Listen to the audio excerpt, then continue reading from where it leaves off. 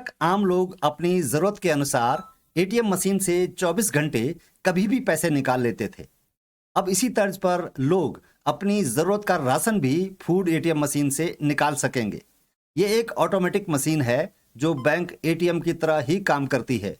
Machine में लगी touch screen के साथ एक बायोमेट्रिक मशीन लगी होती है, जहां पर लाभार्थी को अपना आधार या राशन कार्ड का नंबर डालना होता है। उसके बाद मशीन यूनिट के अनुसार उसके थैले में राशन अपने आप डाल देगी। वर्तमान फूड ग्रेन एटीएम की योजना सिर्फ उड़ीसा हरियाणा राज्य में चल रही है। अब उत्तराखंड देश का ऐसा करने वाला तीसरा राज्य बन गया है। उत्तराखंड खाद्य विभाग जल्द ही एक नई योजना शुरू करने जा रहा है। जिला पूर्ति अधिकारी संतोष भट्ट ने जानकारी देते हुए बताया कि जिस प्रकार आम नागरिक एटीएम मशीन से अपनी जरूरत के मुताबिक पैसे निकाल लेता है, उसी तर्ज पर उत्तराखंड में आम जनता अनाज भी इसी मशीन से ले सकेगी। उत्तरकाशी के जोशियाड़ा में संजय भट्ट की सरकारी सस्ता गल्ला दुकान पे ग्रेन एटीएम स्थापित किया गया है।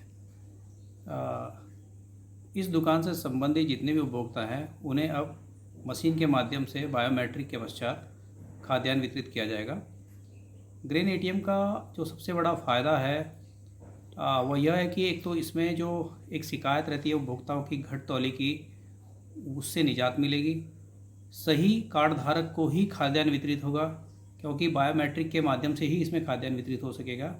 साथ ही इसका एक फ़ायदा ये भी रहेगा कि शीघ्र ही इस मशीन के माध्यम से जनपद के किसी भी दुकान से संबंधित उपभोक्ता इस मशीन से खाद्यान्न अपना प्राप्त कर सकता है, चाहे उसका कार्ड जनपद में किसी भी दुकान का हो।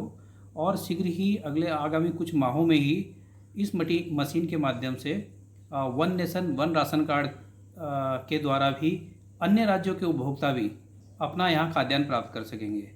तो उपभोक्ताओं के लिए एक बहुत ही बढ़िया ये प्रक्रिया है खाद्यान्न प्राप्त करने की।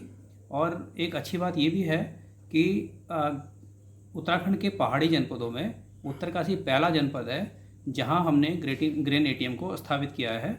इससे पहले ये पायलट प्रोजेक्ट के रूप में जनपद हरिद्वार और जनपद देहरादून में वर्तमान में संचालित है।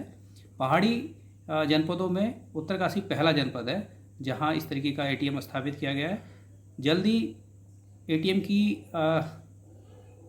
फिजिबिलिटी को देखते हुए इसे अन्य जो जनपद के शहरी क्षेत्र है जहां पर नेटवर्क की अवेलेबिलिटी है उन जगह भी लगाया जाएगा।